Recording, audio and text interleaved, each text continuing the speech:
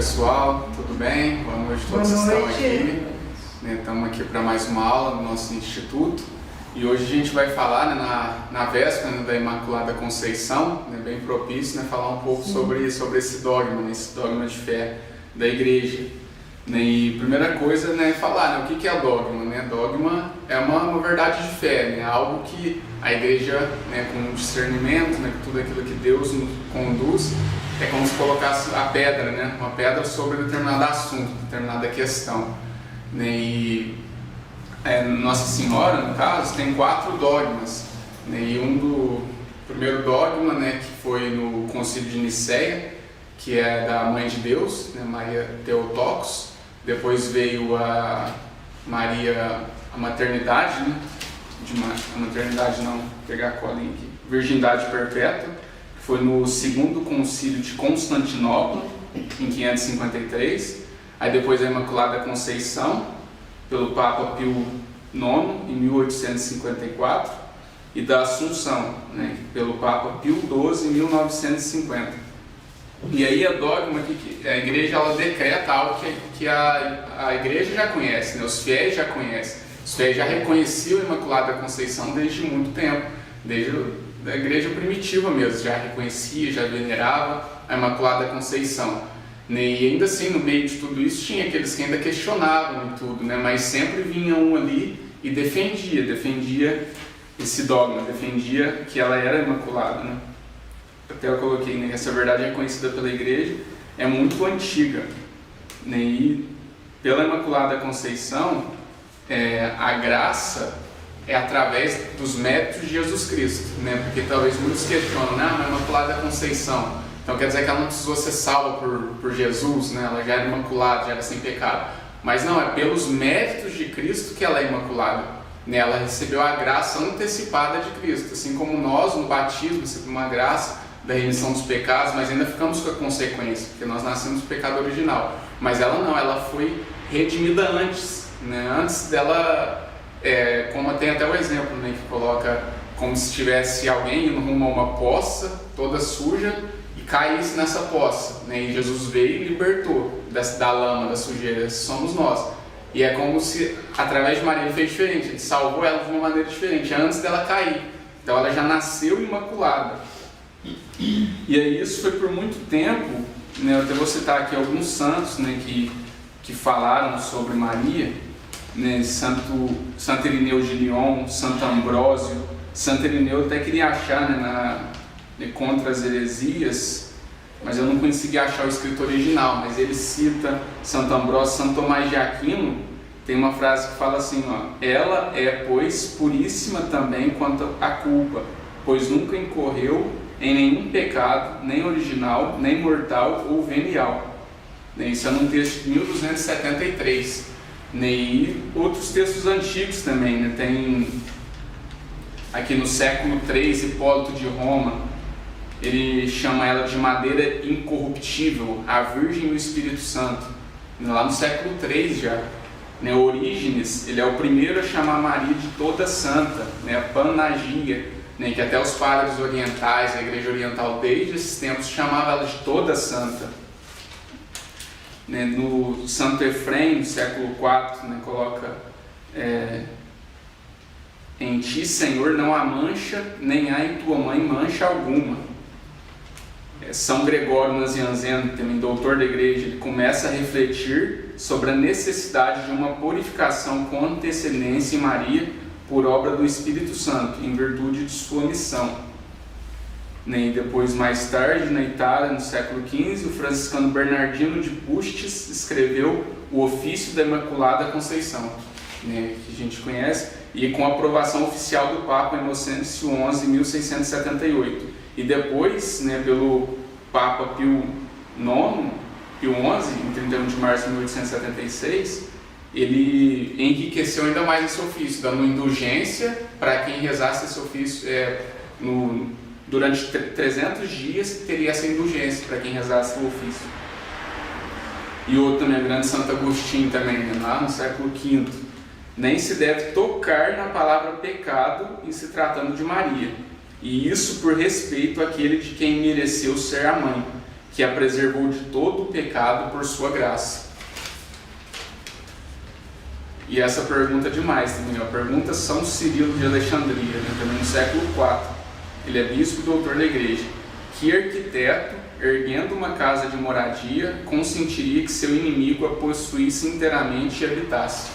Né, então imagina isso, né, tipo, eu vou até citar aqui Santa Fonte de Ligório, né, o próprio Deus, né, ele tinha isso, Jesus é o único que, né, vamos dizer, podia escolher sua mãe, né, e ele sendo Deus, e Deus também sendo esse pai que vai dar uma moradia para o próprio filho. Se ele pudesse, ele não escolheria a melhor morada, né? Ou seja, se ela concebesse, se ela fosse através do pecado original, o que é? É a ação do demônio, né? A ação do pecado ali, ou seja, é como se fosse dividir com o próprio inimigo, né? Tipo, até mesmo racionalmente não tem sentido. Ele escolheu, ele quis, ele podia e fez, né? É isso, né? Porque se ele podia nos lavar de todo o pecado, é algo que a gente crê, né, que Deus tudo pode, por que ele não poderia antecipar essa graça?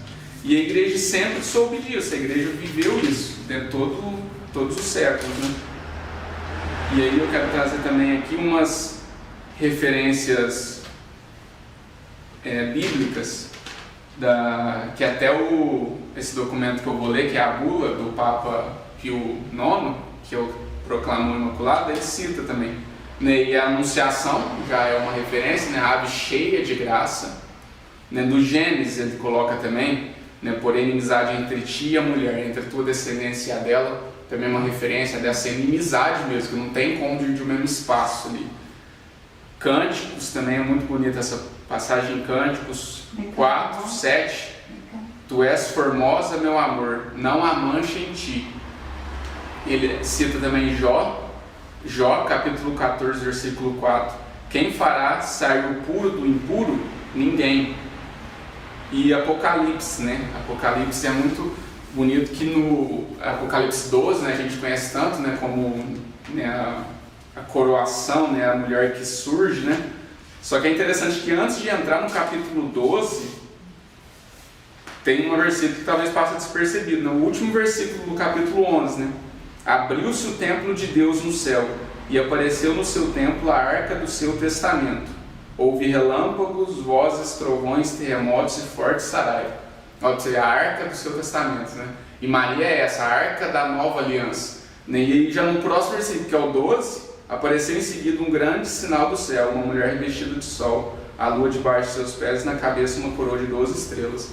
Ó, você vê bem na sequência, já mostrando que ela é essa arca. Essa foi a revelação dada a João, né? Que agora é divididinho em capítulos, né? 11, 12, mas esse foi um texto corrido, né? Por João, já na sequência. Então é cheio de fontes, né? De muitos anos, muito tempo. E aí, outro também é o João Dons Escoto, né? Que agora é beato também. Eu não sei se você já viu o filme dele. Tem um filme dele, acho que tem completo no YouTube.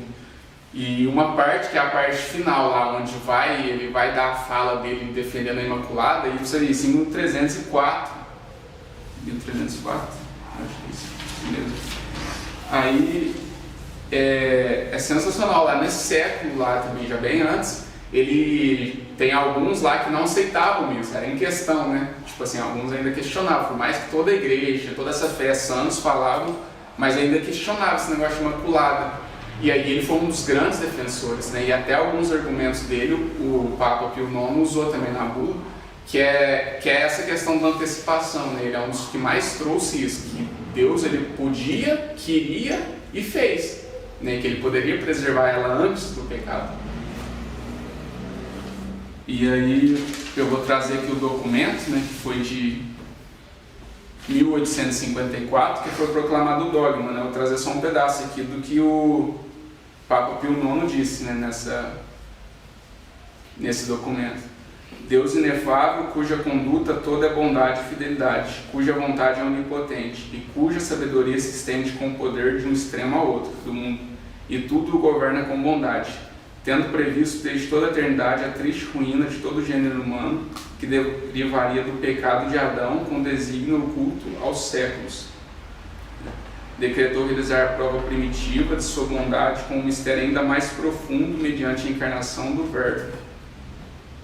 Assim Deus, desde o princípio antes do século, escolheu e pré-ordenou para seu filho uma mãe, na qual ele se encarnaria, da qual depois, na feliz plenitude dos tempos, nasceria, e de preferência qualquer outra criatura, fê-lo alvo de tanto amor, a ponto de se comprazer nela com singularíssima benevolência. Por isso cumulou-a admiravelmente, mais do que todos os anjos e todos os santos, da abundância de todos os dons celestes.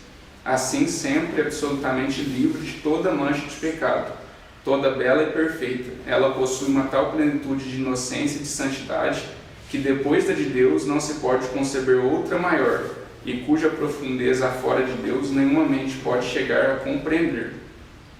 Isso aqui é o começo, é um pedaço dessa bula, né, que chama... foi proclamada em 8 de dezembro, né, de 1854, chama Bula Inefabilis Deus, né, do Papa Pio IX. E aqui, né, como eu tinha falado, eu vou trazer aqui essa questão um pouco também do dogma que o catecismo traz, né? Se tornou um dogma, né? Se antes era...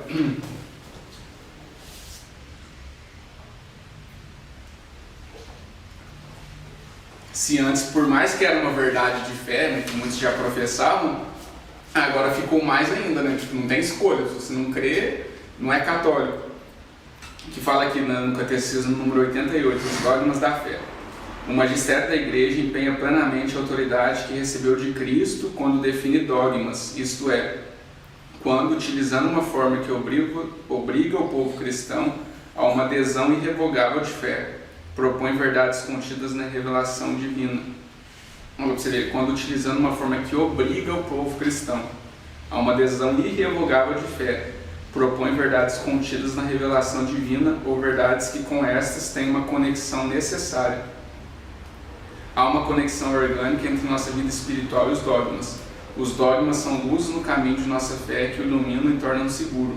Na verdade, se nossa vida for reta, nossa inteligência e nosso coração estarão abertos para acolher a luz dos dogmas da fé. Então é isso, que é essa luz que nos ilumina. E se a gente tiver a inteligência reta, nós não vai ter igual aqui, o nosso coração estará aberto para acolher a luz dos dogmas da fé, ou seja, não vai ter problema para mim acreditar nisso. E outra parte aqui mais específica da Imaculada, fala assim, no parágrafo 490: para ser a mãe do Salvador, Maria foi enriquecida por Deus com dons dignos para tamanha função. No momento da anunciação, o anjo a saúda como cheia de graça. Ao longo dos séculos, a Igreja tomou consciência de que Maria, acumulada de graça por Deus, foi redimida desde a concepção. A Beatíssima Virgem Maria, no primeiro instante de sua conceição, por singular graça e privilégio de Deus Onipotente, em vista dos méritos de Jesus Cristo, Salvador do gênero humano, foi preservada imune de toda mancha do pecado original. Então, não tem dúvidas, né? Agora foi decretado. Nem o mais bonito é que anos antes, né, tipo, já quando Nossa Senhora das Graças, né, quando ela aparece, pede, né, para colocar na medalha, né, ó Maria concebida sem pecado, né, rogai por nós que corremos a vós. E bonito também ver de Santa Bernadette, gente, como que foi proclamado o dogma em 54, e em 58 ela aparece, né, para Bernadette, falando para ela, eu sou a Imaculada Conceição, né? Tipo assim, é como se fosse aquela confirmação do céu, né? O Papa foi lá, decretou e o céu confirmou, tipo, né? Isso mesmo, eu sou a Imaculada Conceição. E é bonito ver que no começo, né, eles ficavam em dúvida, não acreditavam, mas aí uma menina daquela, ela não tinha condição de saber, tanto é que quando perguntaram, ela não sabia nem o que significava Conceição, e nem sabia que tinha se declarado um dogma 4 anos antes. Então, foi realmente algo que foi sinal do céu para decretar, né, que realmente ela é a Imaculada Conceição. Agora eu vou trazer aqui umas partes aqui do livro Glórias de Maria, de Santa Afonso de Ligório. Aí tem um capítulo que ele fala só da Imaculada Conceição. Aí ele cita aqui uma parte, né? Ademais, conveio que Deus a preservasse da culpa original, pois a destinava a esmagar a cabeça da serpente infernal, que com seduzir os primeiros progenitores, causou a morte a todos os homens, como lhe predisse o Senhor. Porém, inimizade entre ti e a mulher, entre a tua semente e a dela, ela esmagará a tua cabeça.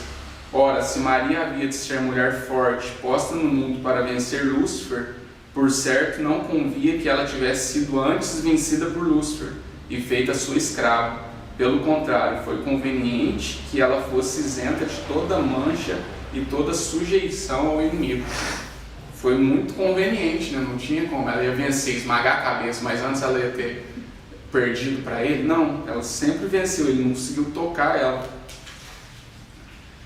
É uma outra parte que eu destaquei aqui também, que fala assim, ó, como, pois, podemos nós pensar que Deus, podendo fazer nascer o filho de uma mãe nobre, preservando-a da culpa, tenha querido fazer nascer de uma mãe contaminada do pecado, permitindo que Lúcifer pudesse sempre lançar-lhe em rosto a desonra de ter nascido de uma mãe escrava sua e inimiga de Deus? Não, o Senhor não o permitiu. Proveu bem a honra do seu filho, fazendo com que sua mãe tivesse sido desde sempre imaculada, a fim de que fosse uma mãe conveniente a um tal filho. Assim nos declara a Igreja tão completamente pura quanto convia a uma digna mãe de Cristo.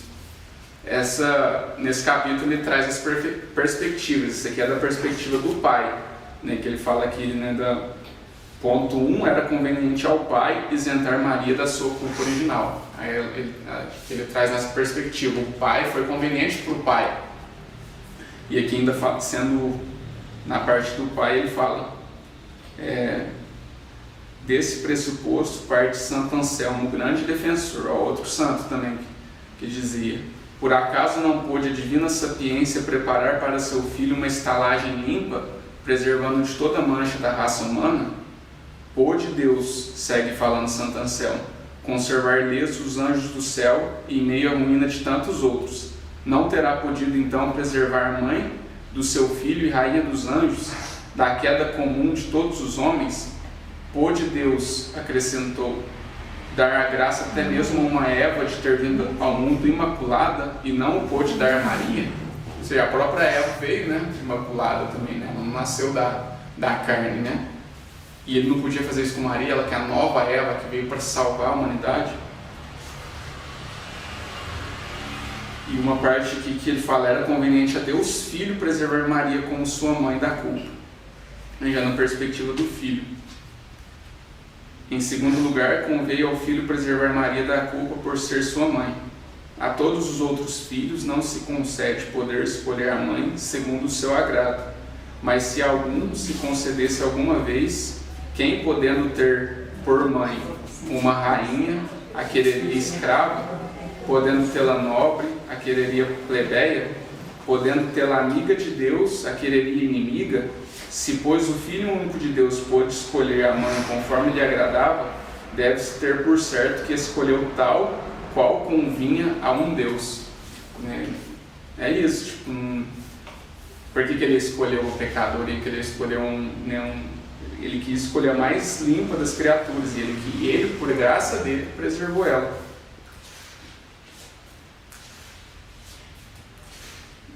E aí era conveniente também ao Espírito Santo, tendo Maria por esposa preservá-la da mancha original.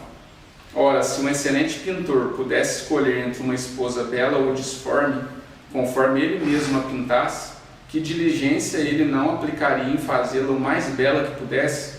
Quem, portanto, poderá dizer que o Espírito Santo tenha operado de outra forma com Maria, que, podendo ele fazer essa sua esposa toda bela, como lhe convinha, não a tenha feito assim? Não, assim lhe conveio e assim fez, como declarou o próprio Senhor quando, louvando Maria, disse: és toda bela, amiga minha, e em ti não há mancha. É a passagem do Cânticos.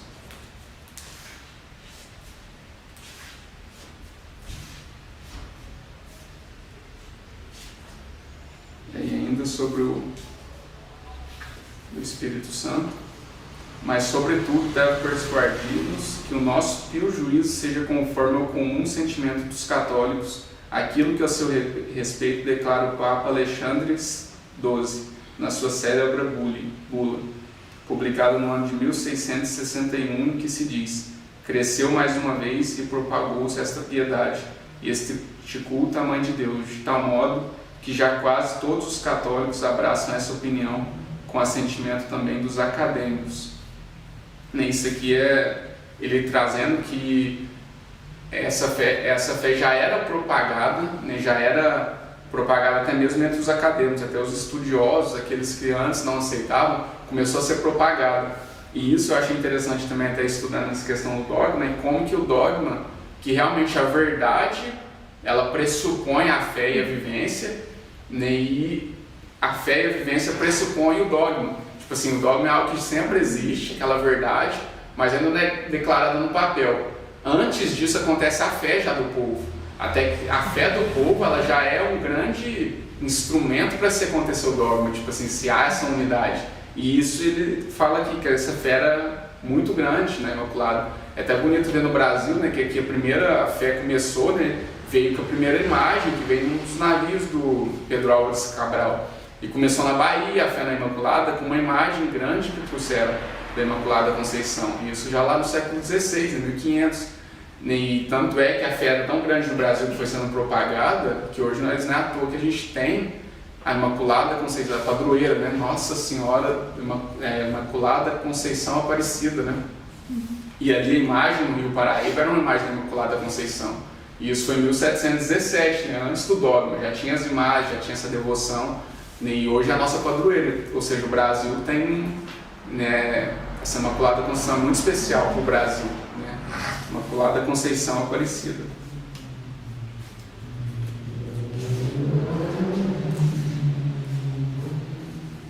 E é isso que eu preparei, é isso para falar, e eu acho que esses textos, né, tudo isso aqui, essas referências também já fala por si, né? Acho que não tem muito o que falar da Imaculada, né? Esses textos já tem, claro, tem muito mais coisa aqui, né, que os doutores falam, os santos, mas é algo assim que, para nós católicos, para quem realmente tem essa inteligência esclarecida, né, como fala, não tem problema em acreditar nisso. E acho que já está bem explicado esses textos. Eu quero só concluir com uma oração de Santo Afonso de Ligório, né, que fez para a Imaculada Conceição. Fala: "Ah, minha Imaculada Senhora, eu me alegro de ver-vos enriquecida de tanta pureza. Agradeço e me proponho a sempre agradecer ao comum Criador por vos ter preservado de toda mancha de culpa, como tenho eu por certo, e para defender esse vosso privilégio tão grande e singular da Imaculada Conceição, estou pronto e juro dar, se for necessário, minha própria vida. Quereria que todo mundo vos conhecesse e vos confessasse aquela bela alvorada que sempre foste, adornada da luz divina, aquela arca eleita de salvação, livre do comum naufrágio do pecado, aquela perfeita e imaculada pomba, como vos declarou ser vosso esposo divino, aquele horto cerrado que foi o deleite de Deus, aquela fonte selada em que jamais entrou inimigo algum a perturbá-la, aquele cândido lírio, enfim, tal qual sois vós, que nascendo entre os espinheiros dos filhos de Adão, onde todos nascem manchados da culpa e inimigos de Deus, nascestes pura, toda candor, toda amiga do vosso Criador. Deixais, pois, que eu também vos louve como louvou o vosso próprio Deus.